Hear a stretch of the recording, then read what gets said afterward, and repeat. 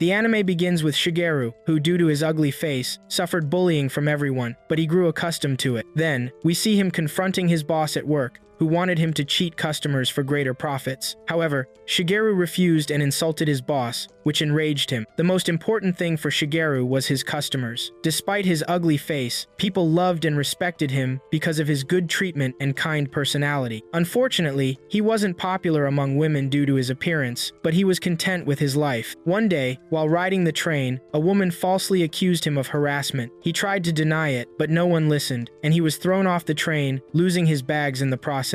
Here, he suffered again because of his ugly face. Due to the incident, he was put on trial. Shigeru decided to confess to the crime to avoid severe punishment, thinking it was the best option. He was fined 300 yen and assumed the matter was over. However, this marked the beginning of his curse. Shortly after, he received a dismissal letter from work, leaving him miserable and bankrupt. Later, he learned that the woman who accused him had been arrested for doing the same to many others, but she was released without punishment because she was a minor. This infuriated Shigeru, but he could do nothing about it. Shigeru headed to a job interview and saw children bullying a small child in a wheelchair. He could only mutter, "How ugly this world is." At the interview, he found himself struggling to communicate and becoming nervous around others due to the false accusation. He became an outcast because of the crime and his ugliness. 6 years passed, and he remained at home, miserable and broke, unable to do anything. He had exhausted all his resources until the day he browsed the internet and found discussions about myths of transferring to another world. Some people wondered how to deal with this world. Shigeru dismissed it as impossible and unreal. Then, he followed the method to transfer to another world, opening his window, pointing his device north, standing in the window with his hands raised at exactly 2:00 a.m. When he did this, a message appeared on his device confirming his transfer to another world. He began exploring and found that he would be reborn in the other world at age 16, where he could set his attributes. When he reached the appearance window, the default was 5, but he set it to 255. In exchange, he received 13,000 experience points for making his appearance ugly. He concluded that the more he sacrificed and worsened his attributes, the more experience points he would gain. He even made it so he couldn't touch women or form relationships with them, deducting many points if he did. By adding numerous disadvantages, he gained an additional 100 trillion experience points, an astronomical number no one had ever achieved. A countdown window appeared, and Shigeru vanished from his world. He woke up on a bed in another world, thinking it was a dream. When he looked in the mirror, he was shocked by his ugliness, but remembered it was his choice. Then, 3 others appeared, a man and 2 women. Shigeru was embarrassed to see them. They introduced themselves, all in the same situation.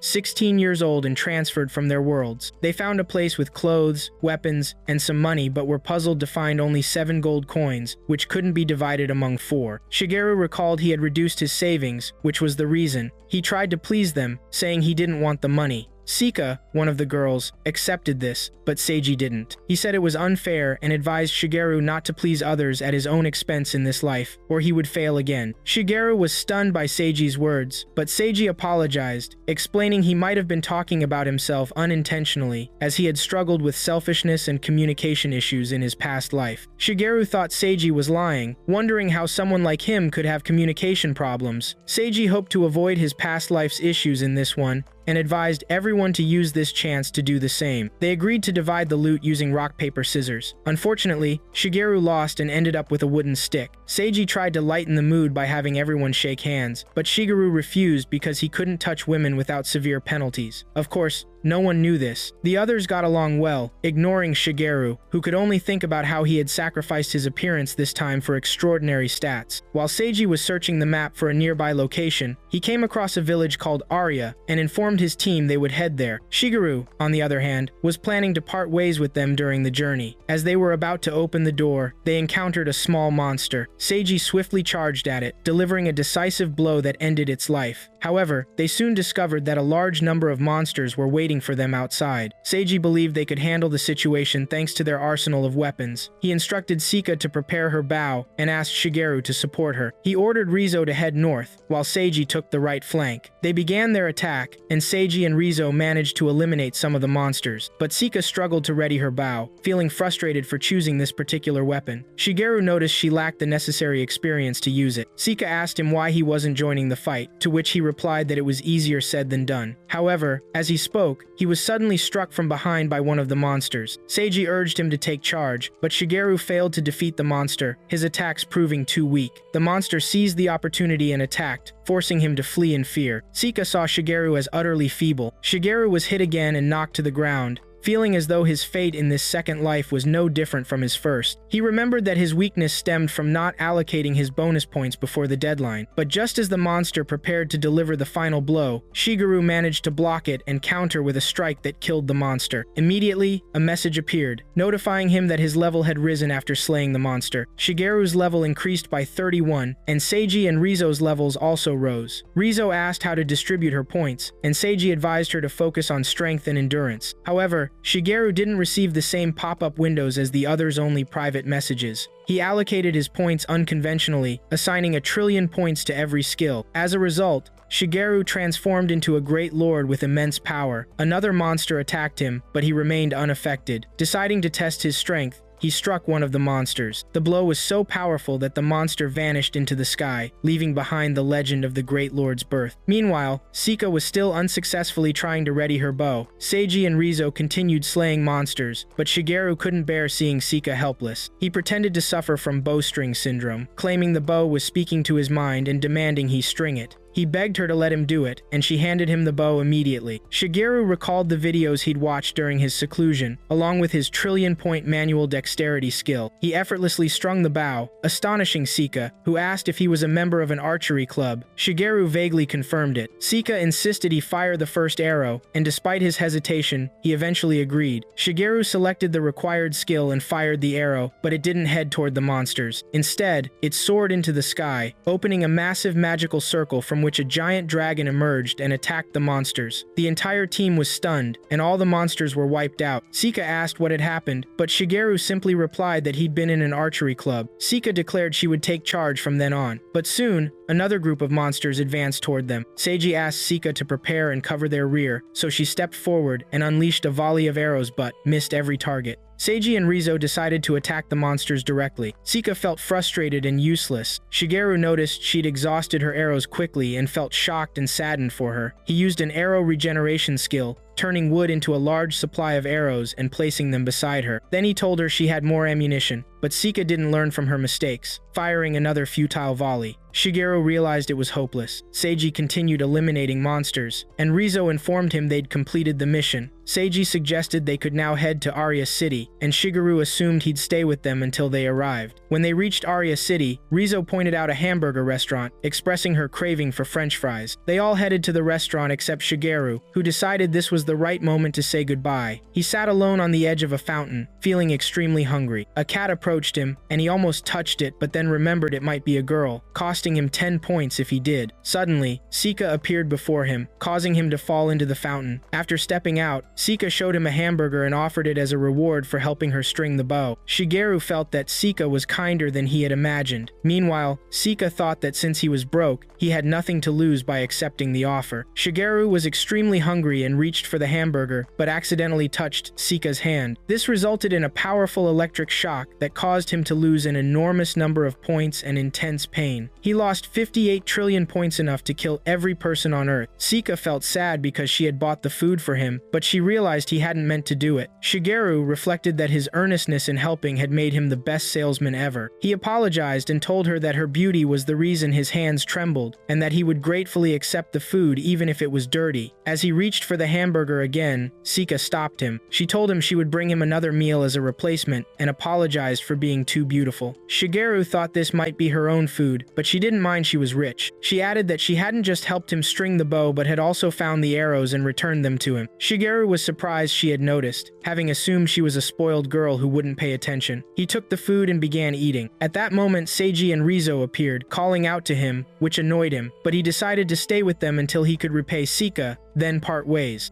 Sika and Shiguro went to the weapons shop, where Sika bought a lot of arrows for her bow. Shiguro was shocked by the number of arrows because he could produce the same amount or even more through his ability. Then Sika asked Shiguro if he wanted her to buy him anything from this shop. Was it because he was broke? Then Seiji and Rizo came over and told them they found a new inn and would be spending the night there, but Shiguro planned to spend the night in the park. Sika offered to pay for his room, but Shiguro refused because he felt it wasn't right, which embarrassed Sika. She asked him if he refused because she was the one paying, but Shiguro told her that wasn't the reason. Then Sika grabbed to move towards the inn, and Shiguro realized that touching the clothes didn't cause any harm, but he felt confused. He went with her, and then we moved to the inn where Seiji had a problem due to a lack of money. Then we shift to Shiguro's room, where he was thinking that he couldn't take on more debt, but he was broke since his income had dropped to 10,000. He would be stuck in this situation unless he found a steady income, because if he was stuck, he could get into big trouble that might force him to flee from this world he had run to. Then they gathered together, and Shiguro provided them with a lot of food, which surprised them. He did this because he couldn't eat it all by himself. Seiji asked Shiguro where he got the food from, but Shiguro told them it was a gift from a kind person, saying he mimicked a company employee on the last train of the day. Sika then asked about the company employee, but Shiguro realized she didn't know what it meant, which was good. However, Sika told Shiguro that begging was inappropriate even if he was poor, and suggested that if he needed money, he should just ask her since she was wealthy. Then they thanked him for the food, but in truth, Shiguro had bought it. It became simple after he figured out the rules and realized it was called swapping. He had made the arrows through his ability, then took them to the weapons shop, asked for 40% of the selling price, and got items in return. He thought his method of persuasion was aggressive, but he had now paid off all his debt to Sika. After that, Seiji showed them the map to discuss their next mission, but Sika wanted to explore the country more. However, Seiji thought they should first establish a source of income and that the monsters left no money behind.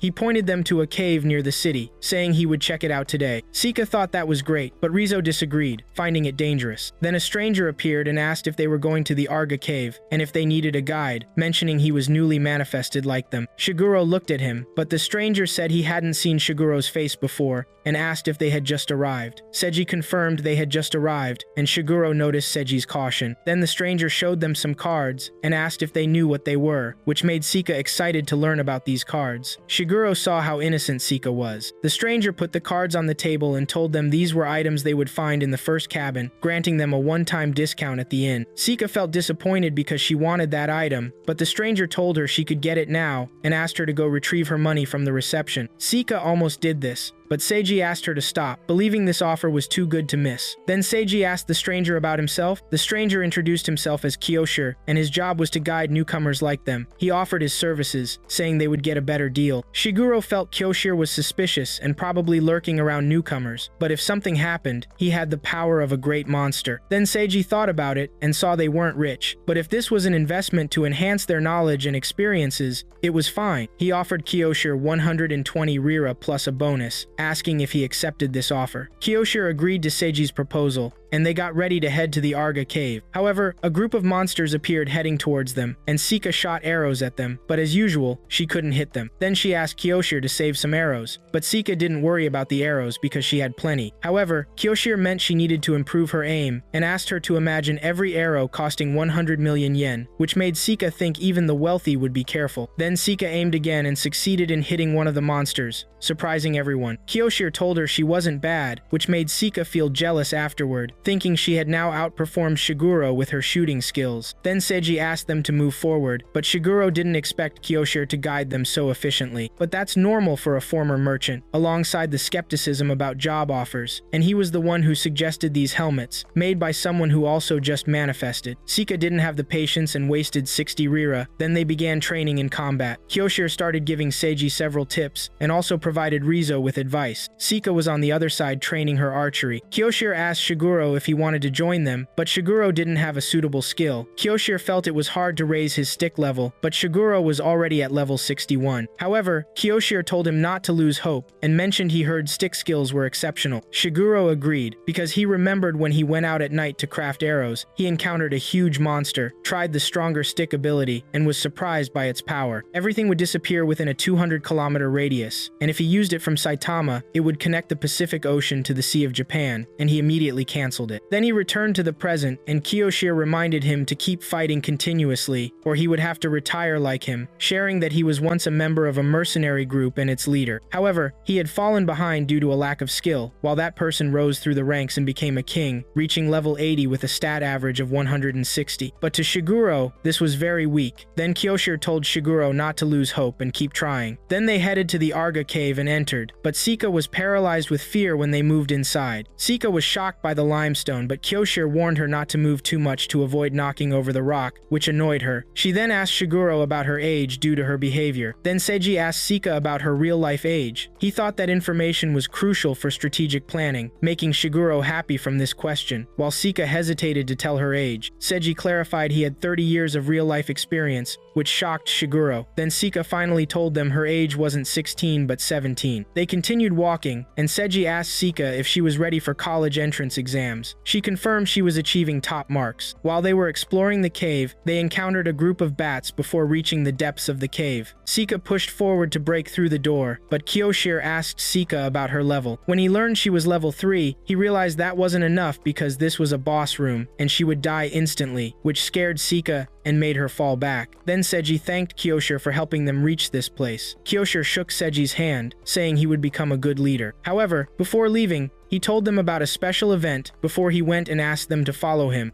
Then they moved to the meeting room, and this room reminded him of bad memories. Sieg asked if he was the one who built this room, but it wasn't Kiyoshiro. It was someone else who told them this place is safe, that monsters can't enter and magic can't penetrate. Now Shiguro thought he would discover Kiyoshiro, and that there is no safe place within a 200-kilometer radius of the town of Aria, so this place isn't safe either. Then Kiyoshiro offered them some sweets, and Sika thought it was a party. Kiyoshiro confirmed it was a party for them since they had just manifested anew and reached this place. Shiguro discovered a sleeping potion at the edge of the drinks, which didn't seem to affect him, but Sieg understood this about Kiyoshiro. However, he needed to return before sunset. Sika wanted to celebrate, and Kiyoshiro thought he was overstating things and that he hadn't forced them to do this. He asked them to return to the town, where they would celebrate appropriately. Then Sieg apologized to Kiyoshiro for doubting him, and for treating them well. However, Kiyoshiro didn't care about this and told him he did what a leader should do. He offered him a drink, and Sieg took it, which surprised Shiguro with his behavior. They drank the beverages offered to them, but Shiguro tried to distract them and delay them by talking about what they were doing before coming to this world. This led to everyone being surprised by the question, but Shiguro immediately apologized since they were fleeing to this world. Sieg then asked them if they wanted to hear his past story. He told them that when he was in school, he got tired of everything and left home, establishing a company called Life of Success. Shiguro recalled that he visited this place and saw a resemblance between the manager and Sieg, but Sieg continued, stating that at the start of the company, a salesman came unannounced, named Y, trying to sell him an expensive copier. Shiguro realized he was talking about himself. Then Sieg went on to say he tried negotiating the price, but Mr. Y told him he would put a smile on his face and would never let him down, telling him that he was the boss and needed to learn to relax. This made Sieg affected by Mr. Y's passion, and he left management to his employees so he could go out and relax. After a while, the company grew and became publicly traded, but then he left his company, which went bankrupt, surprising them. The reason was a project involving artificial intelligence they developed, which caused a crisis for everyone who had an income and became mentally ill. He couldn't repay the debt to Mr. Y, who was the one who gave it to him. So when he came to this world, he swore he would never let anyone down. Then he told them that Mr. Y's name was Shiguro, and asked Shiguro to tell him his family name, but Shiguro said he was Sasaki and pronounced a name different from his real one. Then Shiguro lost consciousness and awareness. Kiyoshiro was waiting for this with his other friends and told them they were very naive and easy targets, but Shiguro was awake and hadn't slept like them. They approached Shiguro and his friends and restrained them, but Shiguro remembered something he preferred to forget. However, Sieg woke up and warned Kiyoshiro and his friends not to touch any of his friends, but Kiyoshiro thought all Sieg could do was just stand and try to hinder their path. But he was grabbed by one of Kiyoshiro's friends, and Kiyoshiro told Sieg that he was wrong for trusting him and that he had surpassed him. But Sieg punched the man grabbing him until he was thrown away, and the thief almost attacked him, but Kiyoshiro told him not to hurt him because it would lower the price. Here, Sieg discovered they were kidnapping people this way. Then he got up and told them that those who came to this world were broken from their previous world, being dropped while they were about to get a second chance. But Kiyoshiro thought this was the world where all failures came. However, Sieg promised him that if anyone touched his friends, he would protect them. But Kiyoshiro mocked him because he wasn't in the best shape and asked the other thieves to restrain him immediately. When they were about to attack him, Shiguro jumped high, landing on them, pushing them away from Sieg. Sieg told Shiguro that it was reckless of him, but Shiguro asked him to leave it to him. But Sieg wouldn't agree to let him fight alone. Then Sieg told the gang he was very strong and would take them out with one blow, surprising Shiguro. Then Kiyoshiro asked his followers to restrain them, and when they began to attack, Shiguro jumped on them again, but he took a hit from one of the thieves. However, he took advantage of that and fell on the rest of the thieves, and Shiguro was reassured since there weren't any girls among them. Then Kiyoshiro asked one of his followers to kill Shiguro, and Sieg told Shiguro to escape immediately. Then they attacked Shiguro, and Kiyoshiro thought they would kill him and tortured him, but Sieg asked them to stop, and his hands were glowing. He told them that this light would pierce through all evils, and if they were thinking of backing down, this was the right time. Kiyoshiro was surprised by this power, but Sieg wrote in the special note that he made a vow to never let any of his friends down, and if he did, he would pay the price. He obtained this power through the points he had gathered. Shiguro was surprised that he hadn't balanced his power and put everything into this power, but Sieg devoted this skill because when his anger peaked, it glowed red. He asked them to drop their weapons and leave, but the thieves laughed at him, saying they weren't afraid of his glowing right hand. But they left no choice to Sieg and insisted on fighting. Then Kiyoshiro struck at Sieg, but Shiguro blocked it and told Sieg to use him as a shield because the thieves outnumbered them and took the hit instead. But Sieg was shocked at Shiguro, wondering why he was doing this. However, Shiguro thought that in real life, his kindness was taken advantage of, but in another world, a person should be rewarded for their goodness. He hadn't escaped yet and asked Sieg to show them how to get the job done. Then Sieg used his power and transformed into the unbeatable hero Adeline.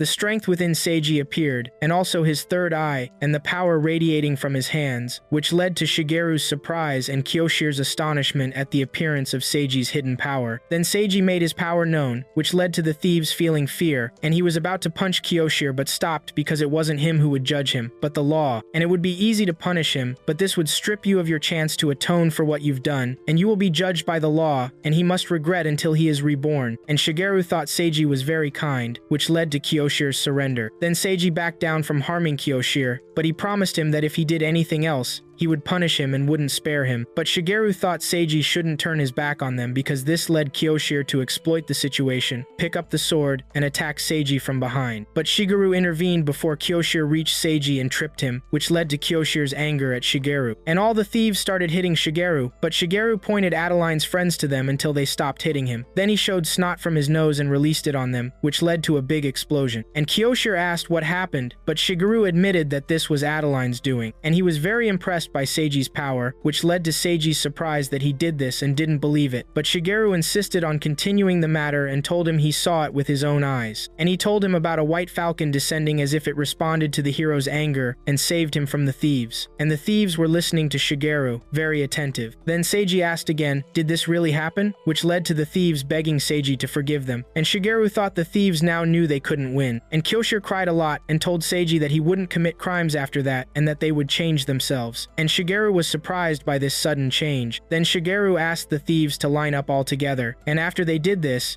Shigeru asked Adeline to slap them with his hands because they don't understand others' pain, and Adeline must teach them this, which led to Adeline's enthusiasm, and Shigeru expected the elimination of the villains, and Seiji told them that the light of his hand should penetrate everything. But he returned to his normal state, which led to Shigeru's astonishment, and he asked him, why did you return to your normal state? But Seiji had nothing to anger him, and he believed that nothing but love should feed anger, and he cried a lot because if he did that, it would be self-gratification to engrave the pain of his hands and the person he hit in his heart, and he saw that this was love. Then he asked them to stand straight, and when they did, they, the thieves, delivered a slap to each one of them, the thieves, which led to each one of them apologizing to him. And Shigeru asked himself, what is this that I'm seeing? Then Seiji carried Sika outside, and Shigeru put all the burden on Seiji because if he touched any girl, he would meet his demise. Then they tied up the thieves, and the thieves were surprised by Seiji falling to the ground, and Kyoshiro thought this was the effect of the drug, and he thought he had a chance against him now. And Shigeru saw that they hadn't changed. Then Kyoshiro offered Shigeru to join them because it was hard for him to stay in a team with attractive people,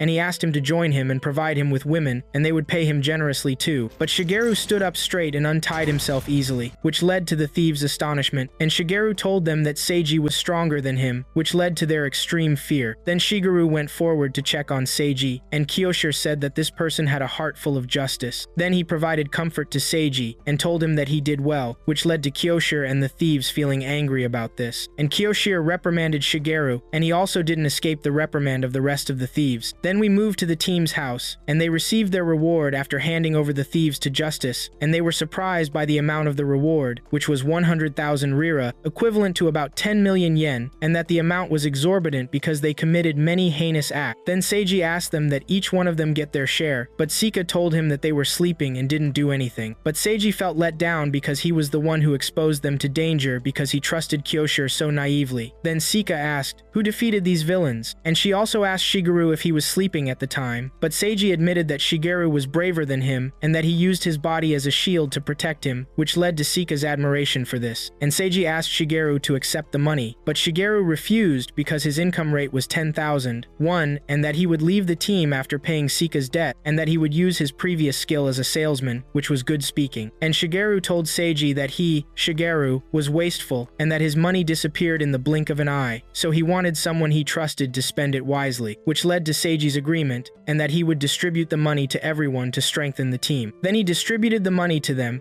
and asked them to use it for equipping and preparing, and he gave Shigeru his share, but Shigeru refused, and said he preferred to be broke. But Sika asked to take Shigeru's money on his behalf to manage it for him, and she asked him to tell her if he needed anything. But Seiji saw that Sika tended to buy things without thinking, which greatly embarrassed Sika. But Seiji didn't mean this, but Shigeru thought that giving the money to Sika might be a good idea. Then they moved to the restaurant, and Sika asked Shigeru to wait for her, and that she would pay. Then Shigeru said that in the end, Sika took his share, and he thought that 25,000 rira would be enough to pay for one night's lodging and food too, and now he had no reason to stay, and he thought this was their last dinner. Then Sika brought food to Shigeru and asked him to show her his gratitude. Then Shigeru thanked her, but she asked him not to thank her, and she rejoiced when he told her, "Thank you very much." And Shigeru said to himself that Sika was enjoying this conversation, and that she used to be unfriendly but was the opposite in reality. Then Sika asked Shigeru to forget about his diet and eat the food. Then Shigeru started eating and asked Sika if she liked burgers. Of course, Sika liked it, and she fell in love with it 2 days ago, and Shigeru thought that she hadn't eaten it before, so there was no doubt she was truly a spoiled girl. Then Sika also started eating the burger. Then Sika asked about Shigeru's stats, and after she learned they were boring, he told her it was a shame he hadn't noticed this. Shigeru asked her, what matter? But Sika had a little trick. When your appearance value in the stats drops, the number of bonus points goes up. This surprised Shigeru that she knew that. But Shigeru didn't think Sika would actually do that, yet Sika had lowered it to 16, which shocked Shigeru. He wondered, how is that even possible? Even if her appearance value was high to begin with. Sika then asked Shigeru, am I pretty? When he confirmed it, she told him she had recorded it in the stats, and wrote that she wanted to be beautiful. Shigeru was surprised for the second time, because he hadn't known about that. If he had, he would have chosen it and become like those commercial actors. He felt a bit regretful about it. Then Sika saw a cat and wondered if it was real since she had never seen a cat up close before. She wished it would come closer to them, but Shigeru told her to go pet it. Sika hesitated at first, but then she remembered she could stand. This made Shigeru think that in her previous life, she couldn't move. As she walked towards the cat, she stumbled and almost fell to the ground, but she didn't. Still, Shigeru jumped to save her. She was surprised that he fell right in front of her and asked him what he was doing. He told her he was just doing some after-meal exercises. Sika then went closer to the cat, but Shigeru headed to the bathroom and started crying a lot. He remembered Sika showing him her hands, and how if she could truly be beautiful, she would have touched her face, not just her hands. This meant she probably didn't have legs either, and there was no doubt she had some disability affecting her legs and preventing her from standing, and she was still just a teenager. But then he remembered he could help her, since he was the Great Lord. Then Sika came to him and knocked on the door, asking if his stomach was alright. She also asked if he needed any medicine. Shigeru figured Sika was very innocent and would be an easy target for robbers. He finished up, washed his face, and then went out to her. Sika was really worried about him, but he thanked her for her concern. Then she told him everyone was waiting for them. But Shigeru decided that now that he was a great lord, he'd make sure Sika became capable. Then they headed to their home. Seiji suggested they choose a class for themselves, and that points be distributed based on that class.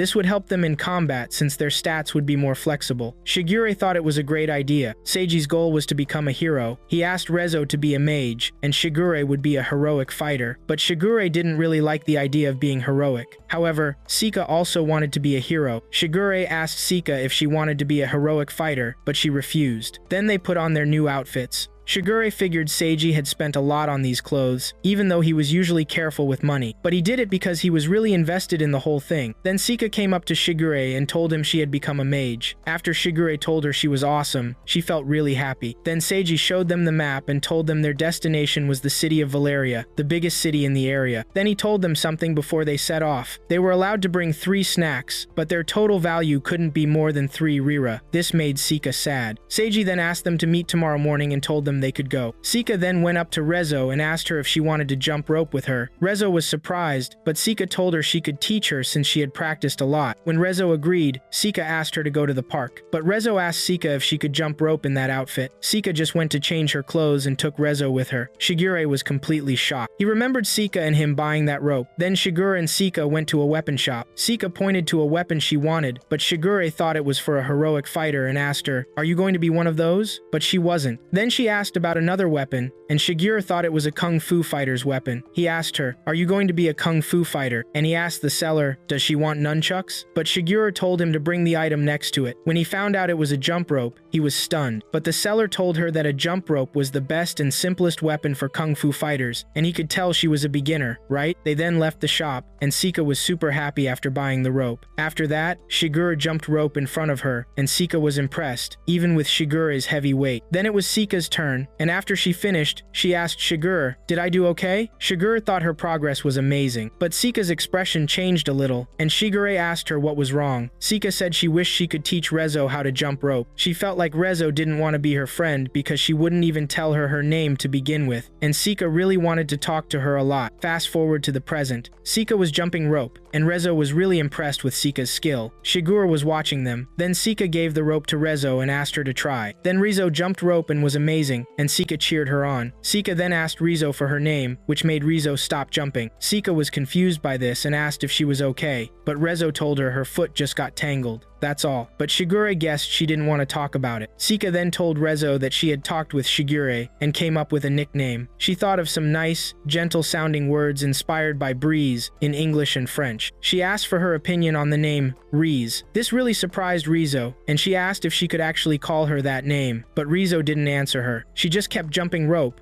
Then she jumped really high. Shigure was shocked by her abilities and remembered her first fight, where she hadn't gotten any injuries at all. When Rezo landed, she got cheers from everyone. People came closer, and some asked her to do it again. This made Sika feel jealous, and she started crying. Everyone was surprised by Sika crying. Then Shigure showed up, which surprised everyone with his appearance. Some people thought Shigure was a monster, and that security should be called for him. But Rezo refused, saying he was a member of their team, and she told them she just wanted to make Sika happy. But Shigure thought she should have at least answered her, because it's tough for someone to be ignored. Rezo, however, got sad and left. Then they went home. Shigure asked Sika to loosen his cloak. She then picked up a piece of paper from the ground and told Shigure was a message from Rezo. Shigure asked her, "What does it say?" It said that Rezo apologized for what happened, thanked her for her kind heart, and asked them to be friends. Shigure thought this was good. Sika told Shigure she was going to look for Rezo and left. Then Shigure told Rezo that Sika had gone, which made Rezo show herself to him. She asked him if they could go into one of the rooms because she wanted to talk to him, but Shigure told her not to hold it against him afterward. Then they went into a room alone. Rezo apologized to Shigure, but Shigure told her to stand up and asked, "What are you apologizing for?" Rezo then revealed that his last name wasn't Sasaki, which surprised Shigure. She told him his real name and asked, "You're Mr. Y, who saved Seiji, right?"